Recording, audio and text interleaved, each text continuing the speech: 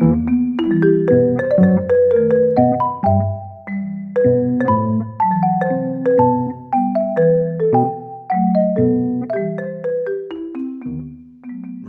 by Lisa Hurcum. If you are a wolf, you shouldn't go into the city. The dangers that await you there are more diverse than a woodcutter's axe. You cannot escape every kind of city danger, no matter how clever you think you are. Someone should explain that to wolves. If you are a naive young man who is not sure of how to interpret body language or meaningful looks or the licking of lips, then you shouldn't go on dates with strange women. The dangers are many and varied, and the outcome can be painful. Someone should explain that to young men. This here is a story that is old and new, a story about cunning and naivety, bad luck and good luck, and death. Death is a good way to end a story. This story is about a cunning wolf and a naive young man. The wolf only looked like a wolf on the inside. On the outside, she looked like a perfectly nice young woman. She wasn't nice. She wasn't nice at all, but she hid her wolfiness well. The young man was nice. He was also inexperienced and open to manipulation. The young man was jogging one morning in one of the city's parks. This was his regular habit, and he always kept to the same route. This was good luck for the wolf, as she had been able to watch him for some days unobserved. It was bad luck for the young man that she decided she'd had enough of watching. She was ready and delighted by the sight of him coming near and nearer, pounding away in his red top, hood bouncing on the back of his neck. The wolf licked her lips and stretched her shapely legs. A very good luck day, she thought. The young man paused for a drink and to check his time. The wolf stepped out from the trees and began a rather unconvincing bout of stretches and warm-ups, as if she too were a jogger. The man couldn't help but notice the long-legged beauty and was delighted when she struck up a friendly conversation. A very good luck day, he thought. She admired his running top. Red was her favorite color, she said. He didn't know, of course, that he was talking to a wolf, and he was friendly and unguarded.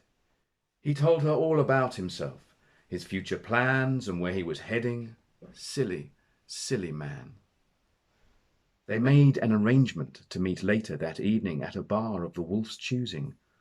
The wolf got there first and sat, all dressed up and starving, at a table near the window. All the better to watch him approaching. She was soon joined by the young man. He had brought her some home-baked vegan banana bread, all tied up in a red napkin. Honestly, he didn't have a clue. The conversation was a little stilted.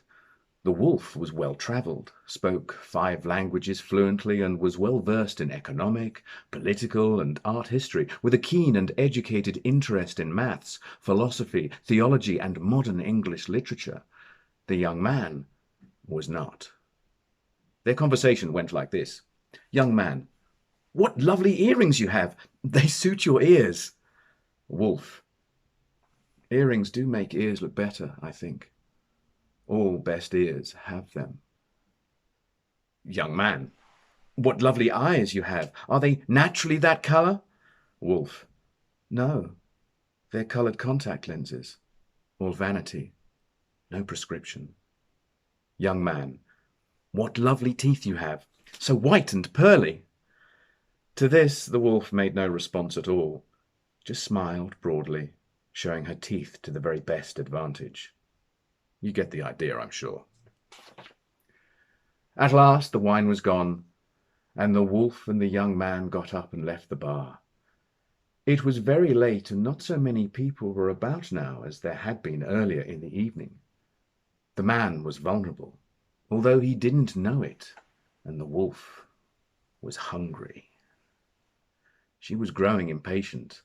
All that talk of ears and eyes and teeth, she was keen to get on with it. They walked along the pavement, and he became aware that she was not always walking beside him. Sometimes she was a little ahead, sometimes dropped back. Occasionally she circled him. As they got to the bus stop, the street light flickered, and in that moment he caught sight of her eyes, no longer green now, but yellow. The street light died. The young man became disorientated.